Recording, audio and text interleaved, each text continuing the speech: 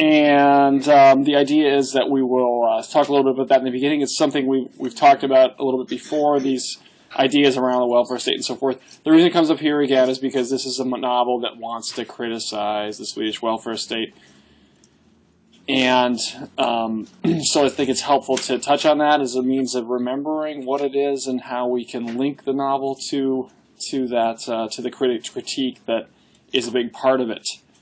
So that's what I want to talk a little bit about at the beginning here, and then try to build out from there by thinking a little bit about the plots in the novel, the plot of the novel. So there's both a overarching plot, right, or sort of two plots, and then these various subplots. And I think sometimes we haven't done any kind of formal analysis on this novel, just trying to identify what's going on and the organization and so forth. But that's often very, very productive, right, to try to think about specific instances or events in the novel and understand why they're there and what they're doing and so forth. So we'll do that in the beginning in the second part of the first part of our meeting, and then continue that on through. So kind of narrative analysis is the focus here today. And I think what we'll find, or one of the things we'll find, or that we can put some more detail on, is that the novel, in its organization, really puts that critique of the state and society sort of in the foreground. I mean, it's obvious, but we'll try to put some meat on those bones there. Okay, so welfare state. We have touched on this topic already by talking a little bit about social democracy in Sweden and so forth. But the question we want to ask is, how's the welfare state relevant to this novel? Can you read it without knowing anything about Swedish welfare state? Of course you can. It's kind of a thriller in its own way, and I think a lot of people have read it in that way. But what I would like to tell you is that if you understand how it deals with the welfare state and understand a little bit of the history of the Scandinavian crime fiction, or Swedish crime fiction in particular, it'll open the novel up quite a bit more, and you'll see that Larsson didn't invent anything new, right? But continued a tradition that was already out there. So that's what we want to do is understand the welfare state to make that claim a little bit more convincing. Okay, so don't need preferences there. There we go. So in talking about the welfare state, we've kind of talked about think of this keyword. Right, this idea that this sort of the good state, that there's this minimal standard of goods and services that people need to thrive in the society, and that part of the argument is that by providing people those things, that it makes them, sort of maximizes their potential to contribute to the society economically, and that's of course part of, it's a kind of a population maximization strategy. It's an economic argument, or economic view, in other words. And of course, in practice, this has meant, high taxes and lots of benefits that aren't means tested, but for which everyone is eligible: healthcare, education, retirement, pension, etc. At the same time, because of economic changes globally, beginning in the 1970s, and of course more recently, since the early 2000s, there's been attempts to cut back on some of the welfare state benefits, but the consensus view, I think, is that those are very important, and that they don't want to make cuts, even if there needs to be sort of economic rationality in the sense of the state lowering taxes and things like that to attract direct investment from outside and these kinds of things. We don't need to go into the details of the history of the welfare state. Suffice it to say that there's like this kind of harmonization, right? People call it neoliberal capitalism, right? Where the idea is that the idea of neoliberalism, people say that word, they mean minimizing the state's role in shaping market dynamics, right, and maximizing sort of the free play of the markets. So this is something that has happened in all of Scandinavia and in Sweden as well. For example, up into the 1980s, you couldn't invest. You couldn't just say, "Oh, I'm going to buy a stock in a Swedish company." There were controls on who could invest in Swedish entities, and so that kind of the foreign direct investment that is now a big part of globalization, just wasn't a part of things. So when they opened up markets to foreign direct investment, that made a huge difference in the amount of capital Swedish companies were able to raise, and as a result, they were able to grow much more quickly. So, for example, IKEA was a Swedish company up until the 1980s, and now it's a global brand. And with that comes all kinds of issues, obviously, or H&M, if you know some of these companies that are Swedish and have become global brands. Another big one, Tetra Pak. If you look at your milk carton, for example, it's a Swedish company that's behind the production of those cartons. Big, huge global company. So those companies have been able to grow in part because of deregulation in the 1980s. The other thing, of course, is the changes in currency. Sweden still has the crown, the Swedish crown, but there were tight controls on who could purchase crowns up until the 80s. Deregulation brought about free exchange, so that the crown was traded on was traded on international markets. Anyone could buy it. And that led actually to speculation. Actually, it's very interesting. If people followed when there was the economic crisis here in the United States, following the real estate collapse in 2008, there was tons of articles about the Swedish economic collapse of the early 1990s. And I should mention in passing that it was a much worse crisis in Finland actually than Sweden, but they had there was a very similar situation there where global economic downturn plus the collapse of the Soviet Union. 1991, there was all kinds of trade loss of the Soviet Union, plus this the global economic downturn that slowed the economy way down. So it was kind of like the real estate collapse, and that an important sector changed very, very quickly. And the thing that is interesting is that because of deregulation in the 1980s, people had gotten all these cheap loans from foreign banks. And suddenly the value of the crown decreased quite a bit, and they had to pay back those loans, right? And so Swedish banks were in a bad way, and the state then came in. And what they did was very different in the United States, where people now, and actually Europe now too, everyone talks about austerity. We got to cut the public sector in order to make it make the economy more efficient, and that's how we're going to save ourselves. There, what they did was they bailed the banks, and then they tried to increase employment by doing various kind of stimulus packages for the economy, and then they were able to get back to full employment. Actually, it's an interesting story as well, because one of the consequences of that, not in Sweden but in Finland, was the company Nokia, which was just almost destroyed by that downturn in the early 1990s, and then they had to cut. But then they thought the place for growth was cell phones, right? And so they kind of came up with the first sort of utility cell phones, right? Not smartphones, but cell phones when they were in the late 90s and into the 2000s that weren't necessarily that fancy, but got into all kinds of markets around the world. It was really that downturn plus then lots of state investment support for R&D that brought that company back. So it's sort of a interesting story about what happened in the 80s and 90s, and the welfare state is important there because the state's intervention or getting out of markets and then intervening again to save everyone was very important. So when we look at this novel here, our question is, how is this state present? How do we see the state or the welfare state in particular present in the novel? Right, the most obvious person, right, is Bjurman, who's appointed by the courts, right, to look after Lisbeth, and you can read him symbolically as some kind of state figure. But there's many other people as well that I'd like to turn to in a second and list them out. But before we do that, let me just give you a little bit of I'm just going to sort of give you about 10 minutes here to talk about the way the state is thought about in Swedish crime fiction. I hope this will be helpful to understanding what's going on or thinking about what's going on in Girl with the Dragon Tattoo. So you remember our beginnings of Swedish crime fiction. Sjöwall. I'll increase the font size in a second here. Sjöwall and Wahlöö.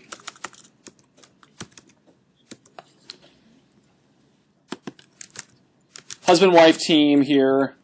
Wrote 10 novels between 1965 and 1975.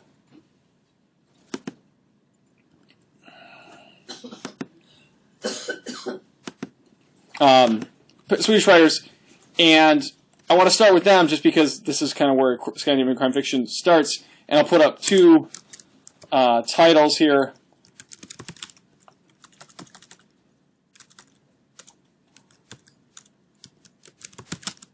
How do you spell? How do I have this spelled here? I can't spell abominable.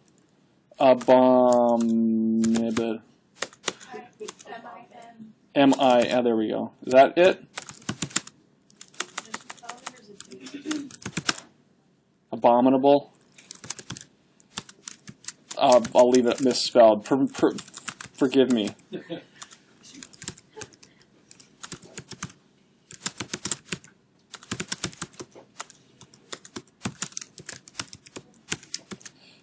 So there's the Swedish title as well. Vedervärdiga mannen från Säffle. Okay, so 1971. And this, I'll talk about this novel in a second. So anyway, Sjöwall, you remember they're like these communists that want to criticize the welfare state. And the thing that is important here is let me use this example, this novel to talk about what they do, right? So this is a story about a police officer who gets murdered at the beginning of the novel. This is like the 5th of their 10 novels. It's one of the better ones, right? And you can actually watch it as a movie if you like to. It might be in the UW collection. I can't remember. It's called The Abominable Man in English. And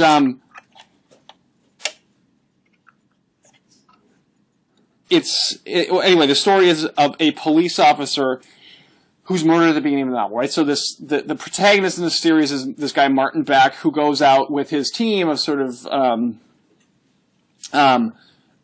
colorful police officers in the murder and homicide unit in the National Police, but located in Stockholm to look into this murder, and they find out that he's a sort of brutal officer, and soon find out that he has hurt all of these, or sort of tortured basically these various people that he's arrested, but he has this kind of like these loyal men around him who have protected him from being discovered for this police brutality. So the police officer is systematically brutal, and then he's opposed to this good officer, Martin Beck, who's kind of like a malcontent and not doing very well in the police force. He's got ulcers and kind of these physical problems, but he's going to find out why this police officer was murdered, and so he finds this brutality.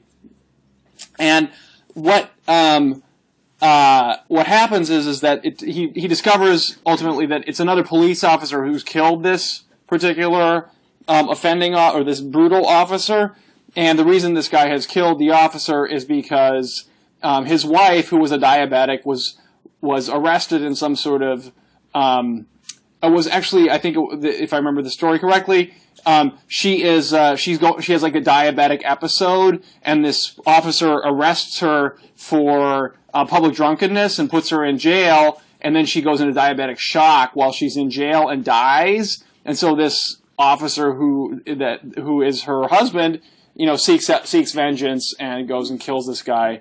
So what we have then is, you could say police dysfunction, right? The brutal officer who mistakenly kills the wife of another officer because of sort of negligence and callous treatment of these people he's arresting. And it's the police then that need to solve the problem. Now, what happens is that this police officer murderer, kind of goes on the run, and it leads this huge, spectacular chase through downtown Stockholm, and ends up on this apartment roof close to the main square or one of the main squares in Stockholm, Odenplan, if you know Stockholm, the Oden Square. And there's like this guy kind of gets trapped up there with like a rifle. He's shooting down at this crowd that's assembled, and the police leadership deploys a helicopter to attack this guy, and ultimately it's Martin Beck who goes up to get him on the roof. But Martin Beck gets shot in the stomach, and the novel ends there. He's saved, and the police officer murderer is killed. But Martin Beck is seriously wounded. And the thing I want to just point out here is that what people have said about this novel, and the reasons it's worth mentioning, is that the concern is like the state itself becomes this paramilitary force. It's like the helicopter attack. The state is going crazy, treating the people like an opposing army, right? And whether it's the brutal police officer or the chief deploying the helicopter, the problem is the state is out of control, right? It's gone too far. And what's interesting about that, right, is that's kind of like the right-wing critique of the welfare state, right? The state gets too big and it solves all our problems, and we need to solve our own problems, and the state should stay out of people's affairs. Same thing from the left here, where the welfare state is this machine that's gotten too big and it's dehumanizing, and look at and we need a better state, a reform state. And so the question is then, what's the solution to that? And in this novel, the solution is like wounded, right? Martin Beck, what does he have? He's got kind of conscience and a collective spirit. He works with the people that are part of his team, and they kind of come back. The question is like, we can say if Bjurman is equivalent to this out-of-control helicopter in The Abominable Man, what's the solution that the novel offers? What does it say? What's this how does it resolve this problem of the out-of-control state? Right, which is, so let me just tell you, if you read all three novels in this series, you'll see that the state is really out of control, and Bjurman is not sort of a lone wolf, shall we say? Okay, so this is kind of the bigger picture that these novels paint. But the question is like, what does it offer? What does it say? How does it say that we can respond to the state? And that's something that we can think about. But maybe the question, so that's just to put it in a bigger picture. I could give a bunch of novels that do these kinds of things, and there's sort of, maybe we could say there's two main stories that these novels tell that we can look for here: vigilante and community. One is that it's like, in a weird way, it's a lot like Dirty Harry. Has anyone ever seen the original Dirty Harry or the Clint Eastwood films? What's the story in those films? Of course, Clint Eastwood, Harry Callahan, right? He's a detective in San Francisco. What's the problem in San Francisco that Harry Callahan is dealing with? Anyone remember from the movie? And the reason I'm talking about this is because it's analogous to some of the stuff that's in these, weirdly, in this Swedish crime fiction. Anyone remember what happens in Dirty Harry? Anyone? Right? There's these out-of-control murderers, right, who are like abducting children and torturing them and doing horrible things and so forth. And if you remember, like, what is Harry Callahan's response, right? What made Clint Eastwood famous, right? He's got I can't remember the name of the gun, right? But a really long one. Then he comes, right, and he points at people, and he, like, will not put up with the crap. And what's the response of the police department to Harry Callahan? He's the out-of-control officer, right? You're not allowed to do that. They're good liberals in San Francisco, right? And they don't want him to take this kind of muscle and Old Testament justice and lay it down on the bad guys. And so Harry needs to be brought under control, but he won't comply with the police leadership's orders. And so there's a conflict within the police, right? He's a vigilante with a badge. He's going to show everyone who's right, and he's going to do it himself. So this is the kind of vigilante response, and that's not unusual, weirdly enough, in this kind of lefty Swedish crime fiction. And we can ask ourselves, is Solander a vigilante? Is that the solution the novels offer? That, look at all this bad stuff going on, let's give Lisbeth the permission to, like, kick a little ass and put things, right? That's one response. Another one is community. That is, the state is out of control. And why is the state out of control? Because it's a bunch of careerist bureaucrats trying to feather their own nests, right? They don't care about the ethos of the welfare state and actually providing for people. They're in it for their own betterment and for their own advancement, right? So what really is the problem is not is those individuals. So individualism isn't the response. Rather, what we need is to pull together and work together as a real team. And so you see these kinds of sort of quasi-community organizations that come to be like a response to the state. We can ask ourselves, like, is Millennium a kind of version of that, like a small-scale sort of community that is able to mobilize and really solve the problems that are haunting the community or rather the society? One of the questions there is like, this goes back to the issue, or the question we need to ask goes back to the issue of the conflicts in the novel that we talked about last week. If we see what the conflicts are in the novel, then we can understand better what's offered as what the novel offers as a response. That is, if it's this crazy state that's out of control, is it like the good-hearted individual, the kind of melodramatic hero who solves the problem? Or if it's this like kind of cabal within the state that has hijacked the state and is using it for its own advantage, is it some kind of like right-minded community that comes and opposes it and puts things right? It doesn't have to be either or, of course, but the idea is to recognize some of the bigger conflicts in the novel and to see them both, one, in relationship to the welfare state, but two, in relationship to the kind of solutions that the novel offers. So this is a way of trying to read this novel and other Scandinavian crime fiction in a kind of an allegorical way, that the stories these novels tell, are stories about other conflicts in the state. That is, they're stories about stories. If we say that the real problem in Sweden is the Social Democrats sold out the working class, that's the story, then what kind of story does this novel tell about that story? Who are the Social Democrats?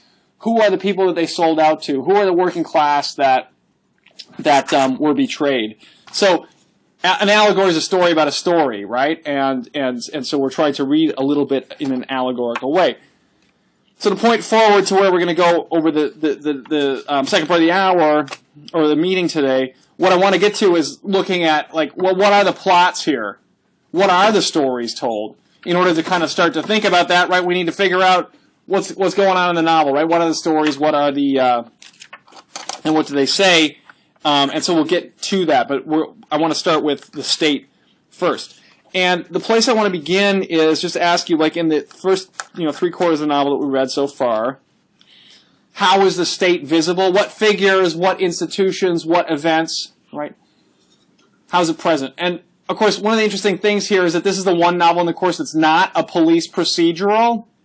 Right? We don't have a police officer leading the investigation here.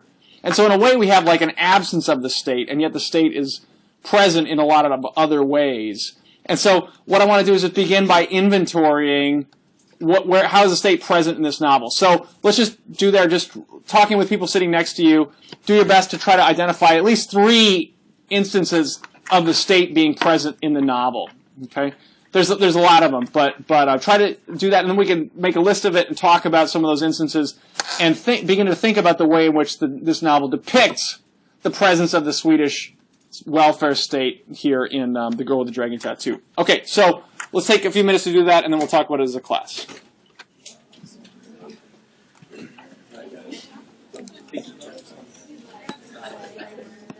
You're the definitely that's good.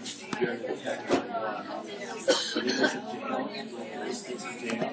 Is that not one? We have a nice jail. Just chilling over there. I know Elizabeth is, right? Like, she's in limbo, I think, because she's 20-something, but she's still not technically considered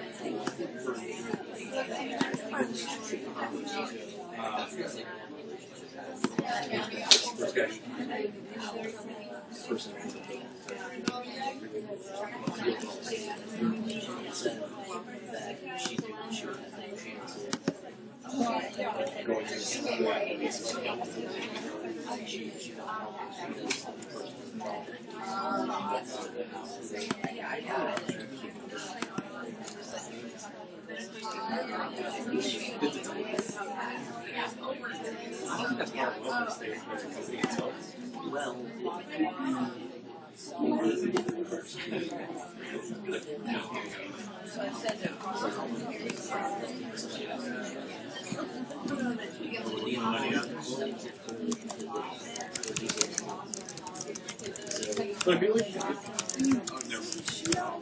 I don't know if that's too far ahead. That's why I didn't say it.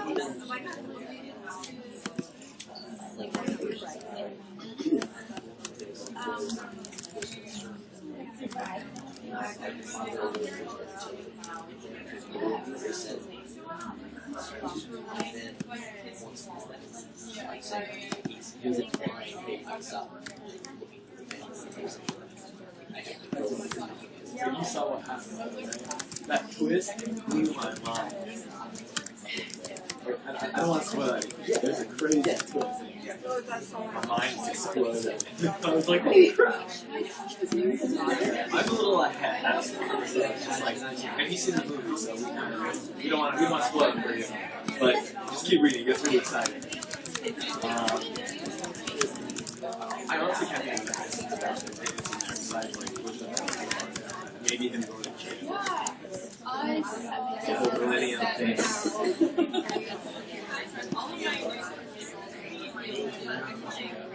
What about her mom? That's not part. I mean, part of the world. It's not a bad thing. That's the same.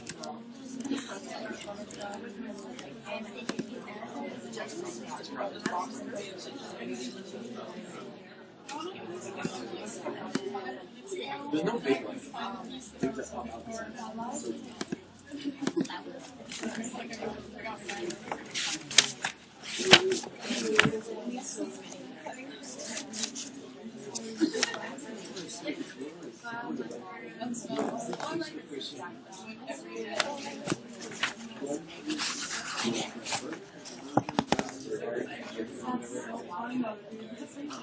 These papers aren't.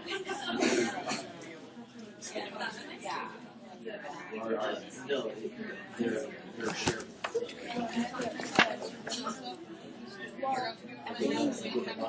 Yeah.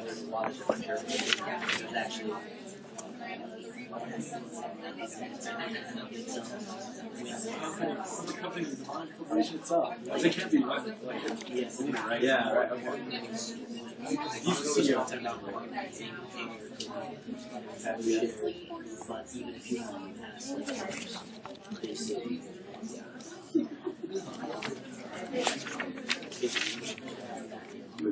he could do it. He needs everybody to do it. Right? Board meeting. It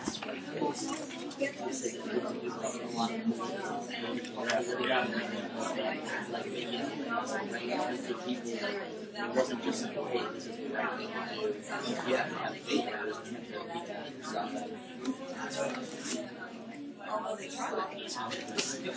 Great mind. Democracy per se. It's pretty much almost what it is.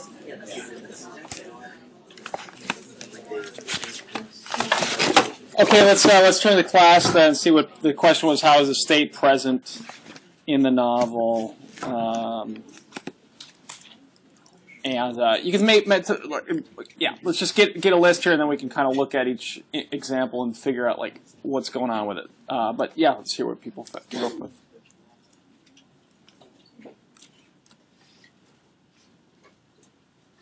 Kaya.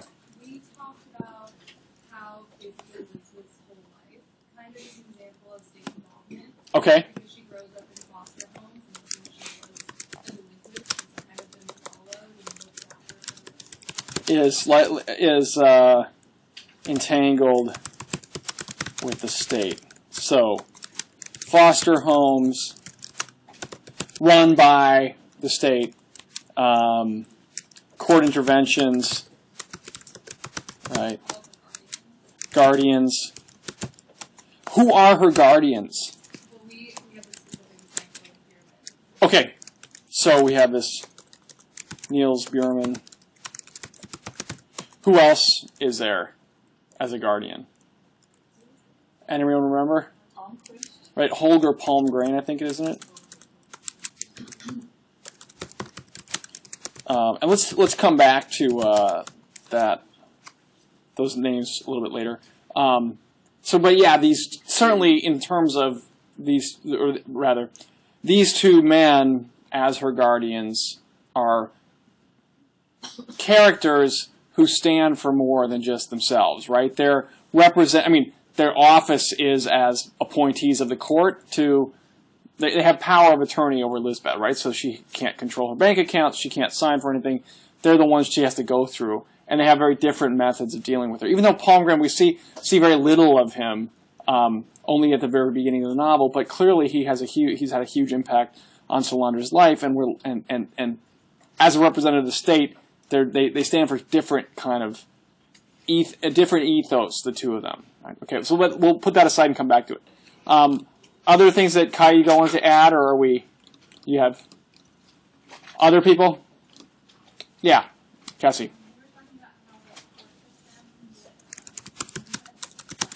Okay, good. And what did you say about it? Because it was court case, it wasn't just him or just points from Uh-huh. we went through the entire process. Right. So we'd say that there's this sort of like miscarriage of justice, or is that what you emphasized, or what is there? More just the fact that it was tied up and not just the fact that it had to go through all the legal channels. Okay, so tied up in legal wrangling and the courts. So Blomqvist's own life, right, is importantly tied to a state institution, the courts. And then we could add to that, right, that his prison, he goes to prison as well later in the novel.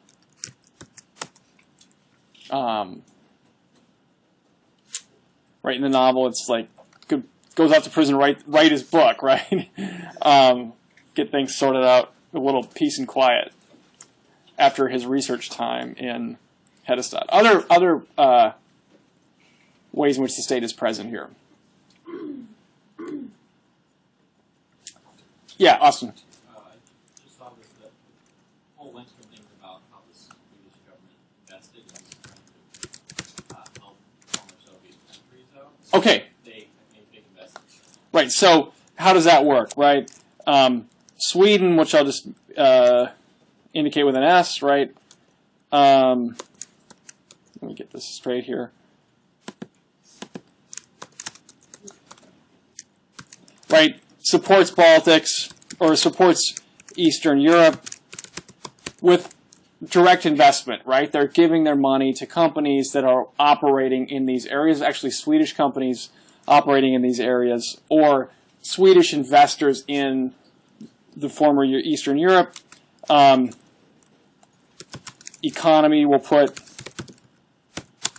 right, as a means of development. This is like, the United States does the same thing, right? USAID, AID, and stuff like that. Various sorts of programs that are aimed at economic development in different parts of the world, but supports the Baltics. I think this was in Poland, right, this particular enterprise, through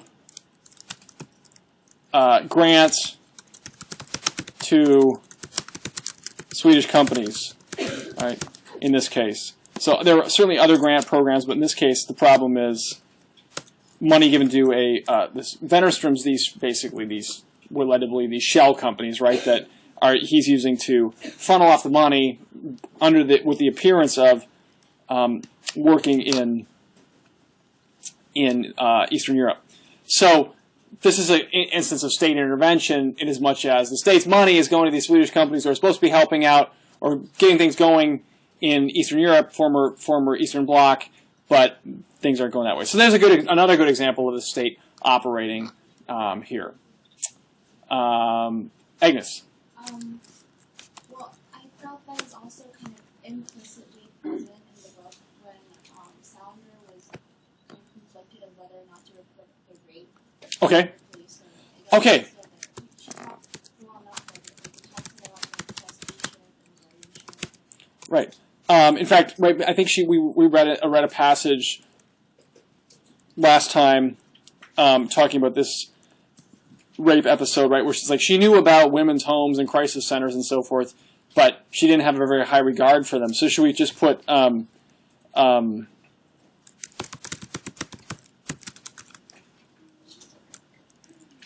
what would be the right word? Crisis institute, or like gender-based violence institutions. So this is a place where, in contrast to the United States, where we have these kinds of institutions are often based on kinds of volunteerism, where church institutions or women's shelters and organizations may run shelters. Here it's the state actually provides these things at the level of the county, and here we see her very dubious, right, attitude toward these kinds of institutions. Kathleen. Elizabeth also wants absolutely nothing to do with the police, especially considering she has experienced police brutality unprovoked. Yeah. Elizabeth totally rejects any kind of involvement of police. Never wants to deal with them.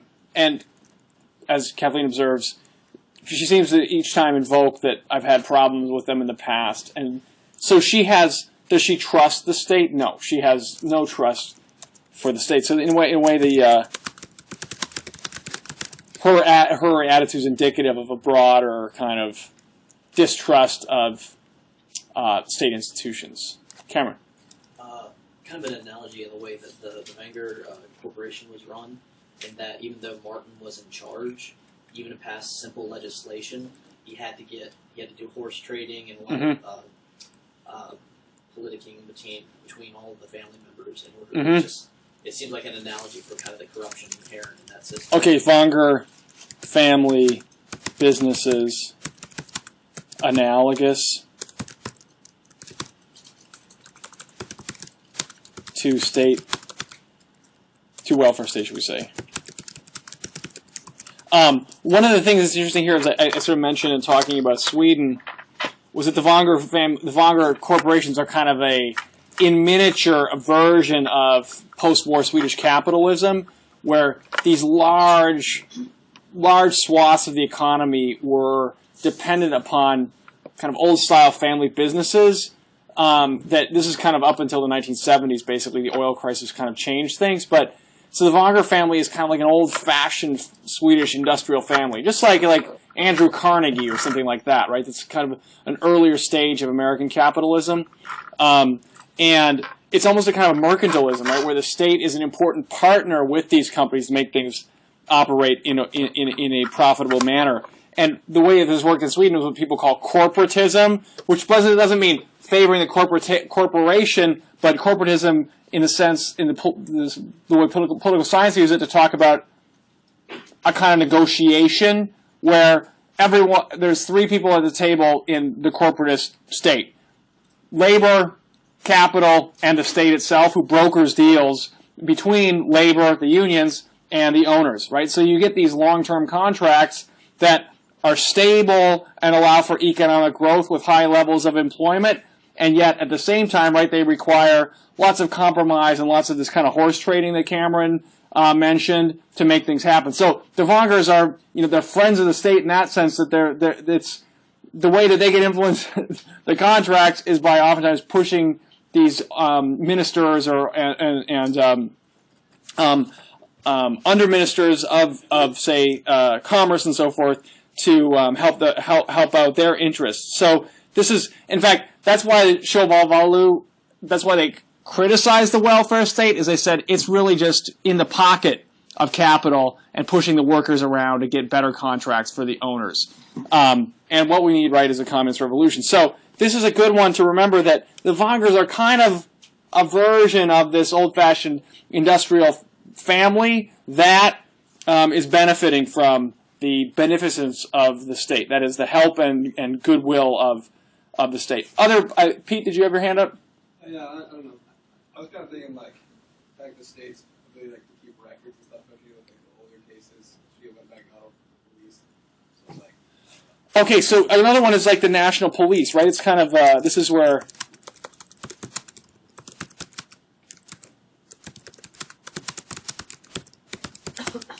right, where Elizabeth kind of goes on her search.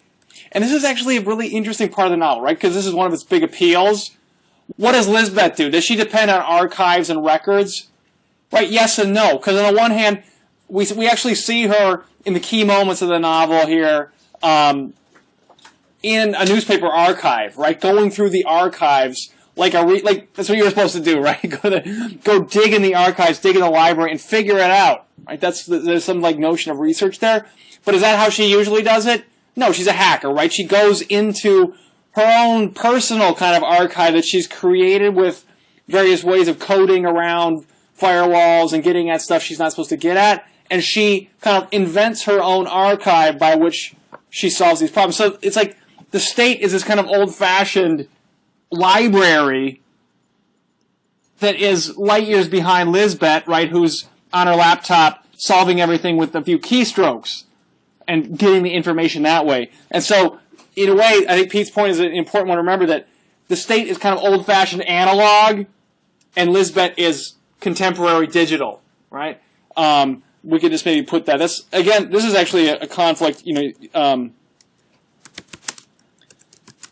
that is sort of interesting in the novel. Analog versus digital, right? The old-fashioned kind of Mike Bloomquist, his problem is the way he's like analog, right? And Elizabeth is digital. He's like digging through the records. Of course, he's on his laptop too, but he can't really manipulate it in the way, he doesn't know, she's the net native, he's like the old-fashioned guy, right? And this is an important conflict in the novel. And the police archives that Pete mentioned are they're aligned with Bloomquist, right? Who sees that as the place. So think as well, like, how does Bloomquist solve things, right? He's like shoe leather. He's out there going to the places and doing the things and trying to figure out, interview people and so forth. Whereas what does Lisbeth do? She's sitting there in her apartment or sitting there with a laptop, kind of solving things from a distance, right? Until we'll find, I think, then she has to actually confront people ultimately and figure out what to do. Of course, we know from her past as well, she's not afraid to confront people, and she does so, right, with great sort of force and violence. But yeah, so this is another one. Otherwise, the state is present here. Yeah, Agnes. I'm not really sure about this one, but also maybe the mention of the Bible and how they're going through some quotes from the Bible. Mm-hmm. Also be considered like a different part of the state. It's a great point. Should we put biblical references? And let me just make one point here about this, and you can think about it, and I'll make the point, and then we're going to just we'll take our break here and pick up with this state stuff and kind of try to make sense of it in the second half. But one of the things, one reading of this novel puts a lot of emphasis on those biblical references, and this is how. They come up, they turn out to be important, we're finding out here as we finish up with the novel. And what do these biblical references do? They're like from the book of Leviticus, right? It's the Old Testament, the Christian Bible, and the books of Moses in the Torah, right? So it's like Judeo-Christian, like right at the core. And what do they say? That you should brutally destroy women for these various sorts of symbolic violations of the law. And then the novel quotes these instructions about how you're supposed to stone a woman if she goes into the temple when she's menstruating or whatever. And it's kind of you think, like, why is that there? Why has Larson chosen to include this kind of material in the novel? And on one read, it's like, oh, it's just more Gothic stuff. This novel has a lot of Gothic elements to it. The family in decline, the dreams, the sorts of mysteries, the sort of occult destruction of animals, the darkness, and so forth. There's lots of things that are kind of Gothic about it. And this might seem like one more Gothic element. But one of the things that has been pointed out about the novel is there's a sociologist, Åsa Lindgren, her name is, who has been very influential in Swedish politics, professor at the University of Uppsala, and she had this book in, I think, 2001 called like Men's Violence Against Women. Ring a bell. It sounds a little bit like the title of Larson's novel I'm sorry, it was The Beaten Woman, it made this kind of accusation, or this allegation, that there were these, among other allegations, that there were these religious sects in Sweden that she claimed she found evidence had systematic brutality toward women. based on religious teachings. And the interesting thing about that claim was that this is in some ways a response to this big public brouhaha that's been ongoing in Sweden about honor killings by people of Islamic background, justified by some sort of Islamic religious law, right? So that this Lindgren introduced in response this idea, hey, look the Christians do it too. The Judeo-Christian tradition justifies the same kind of misogynistic violence as Islam, right? But Islam has this reputation as misogynistic, right? I'm not saying that it is, but this is something that sort of circulates, and then these honor killings are trotted out as, though the immigrants don't understand our culture, they're different, they have these different ways of treating each other, they'll never fit in. So it becomes a part of a much bigger debate in the society that uses religion as a kind of a cudgel to say, they're different, right? So here, Lindgren and then Larson drawing on her, one scholar has argued, they just take material from the Bible or the Torah and say, hey, it's there and it's in that tradition too, and it's right at the heart of Sweden. Sweden is just as bad as it depicts these people who are ostensibly, using religious law to justify murder. And so it becomes a kind of, in that way, it's a story about conflicts in Swedish society as much as anything else. And in that way, you could take Agnes's point and link it back to the state and Sweden. And interestingly enough, since the Reformation, so the 1500s, Sweden had a state religion, which was Lutheranism, right? Before that, Catholicism, right? And they separated the church from the state in 2001, so it's been more than 10 years now. But very strong association between the state and religion, right? The United States is an exception to many countries where we have a separation between church and state. Many countries have an official religion, and for example, Sweden, almost entirely secular country, atheistic, and yet there is a state religion in the past. So the biblical references are kind of interesting in that way, and I've just tried to piece together a train of analysis that makes the point that you might argue that Larson is true, or reiterates the point that you might argue that Larson's novel is trying to at least imply about religious violence.